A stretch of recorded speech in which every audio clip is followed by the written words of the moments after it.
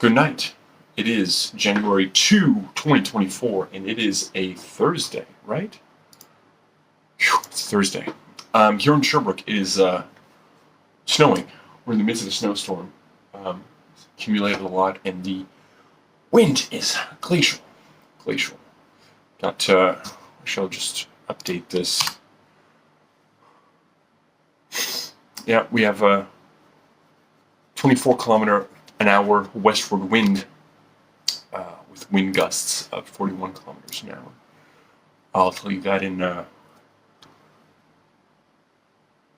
Imperial, that is the westward wind of 15 miles per hour with wind gusts of 25 miles per hour.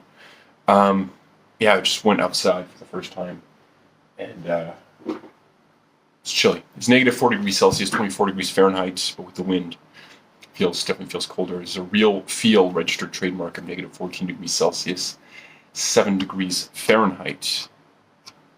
The sun this morning rose at 7:27 a.m. and it set at 4:16 p.m. That is 1 minute later, I believe, than yesterday, which is fantastic because that means the days are getting longer. I think it's 8 hours and 49 minutes. I think it was more than yesterday. I don't remember.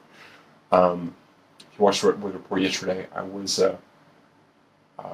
drinking before I did the weather report. I tried to play a song. I couldn't get through it. I practiced it a bit more today, and getting better, and used my roommate's digital piano, which has a metronome on it, which is good because the original song has just like very simple drum machine beat. There's some like irregular parts, or like they're like longer rests. The rest of the song, anyway, I just need to keep practicing it. I feel embarrassed about yesterday because I don't like the way I look, the way I sound, the way I act. Usually, not always act, but definitely look and sound when I've been drinking. I feel embarrassed, and then also I feel embarrassed that I spend the majority of the time on the weather report just failing to play a song. But I wanted to show the reality of what was going on in that moment, that night, last night. So I succeeded in that, and whether or not I found it embarrassing, if you know what I'm trying to say, that doesn't matter. I'm showing reality, I guess. I mean, yeah, since that was my intent. Anyway, tonight, I'm thinking of the band Fake Fruit, which I heard their song Milkman from their first record on Spotify. It was recommended to me on Spotify, but then I was listening to music earlier, and I was recommended the song Cause of Death from their second album. I'm like, this is really good. What is this? I'm like, oh yeah, I've heard the name Fake Fruit before. Then I listened to that second album, Mucho Mistrust, and it's fantastic. It's super good. I've mentioned before that I'm growing tired of the post-punk revival that has been going on for the past, I guess, 5 or so years. Maybe a bit longer than that. But it just, I feel like I get it. I've heard enough of it. I like post-punk, but a lot of it is, I mean, I guess with any genre of music that gains, and I think especially regains popularity, when, since this genre has been around since the 1970s, I mean, it's been thoroughly explored. And so the majority of what comes out, and this is the point I'm making, the majority of what comes out is just not, in my opinion, going to be that interesting. And I think that especially now, there's more of a chance to be exposed to some of the blandest examples of this genre, of any genre, because of the way that we consume music. So, like, I guess we're sort of halfway between radio and what you had to do before streaming, which is like really actively seek out music by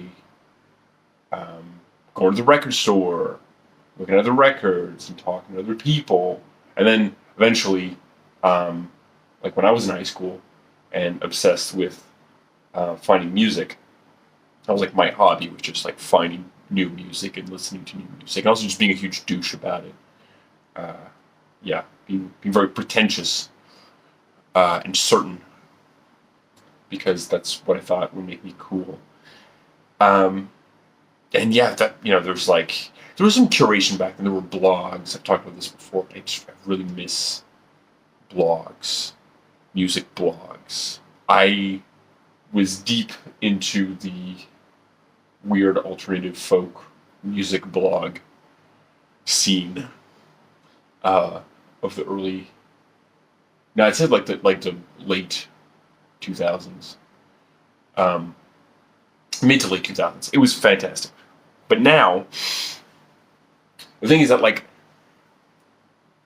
I definitely don't think that I don't have any basis, like actual like reason to say that people listen to music more passively.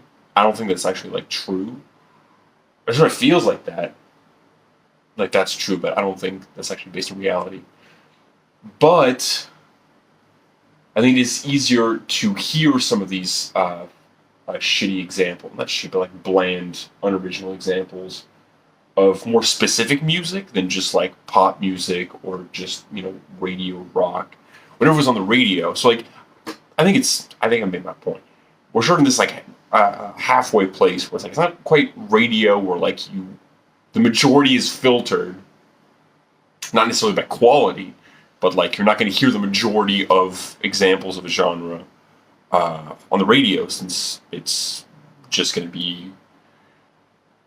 I mean, there can be diversity with like different types of radio stations, but for the most part, there's going to be a lot of curation happening, for better or for worse. But it's also not the whole like wild wet. Like there are different people doing this, but like I think a lot of people now with streaming will, and this is like a definitely modified the way that I listen to music. Most new music that I find is through recommendations, either from friends or from recommendations from streaming services. So post-punk was definitely really pushed on Spotify at least for the past several years to people who like. I would suppose anybody who likes like rock music, right? I don't listen to that much new wave or punk. I mean, sometimes, but like, there's definitely just like a shit ton of post-punk. But anyway, my point is, Fake Fruit are what I believe to be some of the rare examples of contemporary post-punk that are really good because they're very it's very fun, but they do have a sonic diversity. The song I'm thinking about is Long Island Iced Tea, but it was difficult to choose. I was thinking a lot about their first record. I've listened to both of the albums today. Stroke My Ego, which I've listened to several times from the first one, but Yoke and Milkman were really fucking good. And from Mucho Mistrust, the song Mucho Mistrust and Well Song and Más o Menos, Long Island Iced Tea, Cause of Death is super good. It's just that there is sort of like an eclectic sound within the post-punkiness, and then also the guitar is great. So yeah, especially like there's some sort of strangely dissonant guitars sometimes.